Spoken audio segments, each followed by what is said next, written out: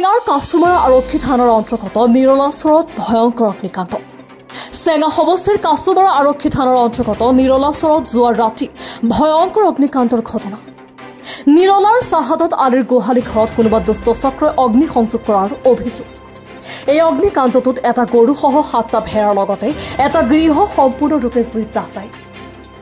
গৰাখহনীয়াই সৰ্বশ্ৰান্ত কৰা দৰিদ্ৰ পৰিয়ালটোৰ আনুমানিক 2 লাখ টকাৰ ক্ষতিসাধন হয় বুলি জানিব দিয়ে। ৰাতিৰ অন্ধকাৰত আনুমানিক 3 মান বজাত দুষ্ট চক্ৰই এই অগ্নি সংযোগ কৰিছে বুলি অভিযোগ দৰিদ্ৰ পৰিয়ালটোৰ। দৰিদ্ৰ সীমাৰেখাৰ তলত বসবাস কৰা পৰিয়ালটোৰ ওপৰত কৰা এনে অমানৱীয় কাণ্ডত ধিক্কাৰ জনাইছে বুদ্ধিজীৱী সমাজে। এতিয়া প্ৰশাসনে উচিত তদন্ত কৰি উপযুক্ত ন্যায় প্ৰদান কৰিব বুলি আশাবাদী দৰিদ্ৰ পৰিয়ালটি। জুই কেনেকৈ লাগে এইটো মই নাজানো। এই ৰাতি গৰুকেইটা থৈ গৈছোঁ ঘৰত উঠাই পিনে। ছাগলী আছিল, ভেড়া আছিল। মই থাকোঁ এইটো কাৰিকীটো বাজাৰৰ ওচৰত। গৰুকেইটা ইয়াত থৈ যাওঁ। মই ৰাতিপুৱা ফোন মাৰিছে বেলেগজনে যে আপোনাৰ ঘৰত জুই লাগি গৰু ছাগলীকেইটা চব জুই পুৰি গৈছে। গৰু কেইটা আছিল? গৰু আছিল ঘৰত এটা আৰু ভেড়া ছাগলীকেইটা আছিল 7টা। চব কেইটাই পুৰিছে? 7টা, ভেড়া এটাও নাই। গৰুটোতো বাচিব কাৰণ গম নাপাওঁ। ঘৰ কেইটা আছিল? ঘৰ এটা আছিল। গোহালি ঘৰ? গোহালি ঘৰ। আগত আমি থাকছো, এতিয়া তাত খেতি চেতি কৰছো, তাতে থাকবা লাগে। এইটো কাৰণে এই ৰাতিপুৱা আহোঁ গৰুকেইটা গোচৰ দি থৈ যাওঁ। জুই কেনেকৈ লাগিল? জুইটো কোনোবা লগাই দিছে আৰু।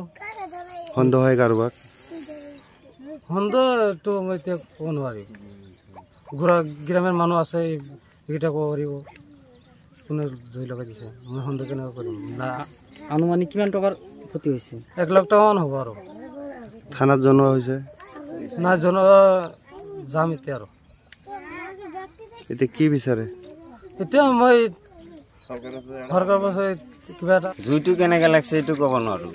কেতিয়া লাগছিল? কেতিয়া লাগছে মানে ৰাতিপুৱা 3টা বজাত, 3টামান বজাত জুই লাগিছে। আৰু আপোনাৰ কোনে লগাইছে এইটো ক'ব নোৱাৰোঁ। কি কি গ'ল? এইটো গাঁৱৰ মানুহ আমাৰ সন্দেহ হয়। পুৰিছে কি কি? পুৰিছে 7টা ভেড়া, এটা গৰু আৰু ঘৰটো। থানাত জনোৱা হৈছে? থানাত জনা নাই, জানাম এতিয়া যাম। আনুমানিক কিমান টকাৰ ক্ষতি হৈছে? 1.5 লাখ টকামান হ'ব। এতিয়া কি বিচাৰে? এতিয়া আমি আইনৰ তাত কিবা সহায় বিচাৰিছোঁ। নগৰ পেৰাৰ পৰা ইমনুল হাছানৰ প্ৰতিবেদন, নিয়মীয়া খবৰ।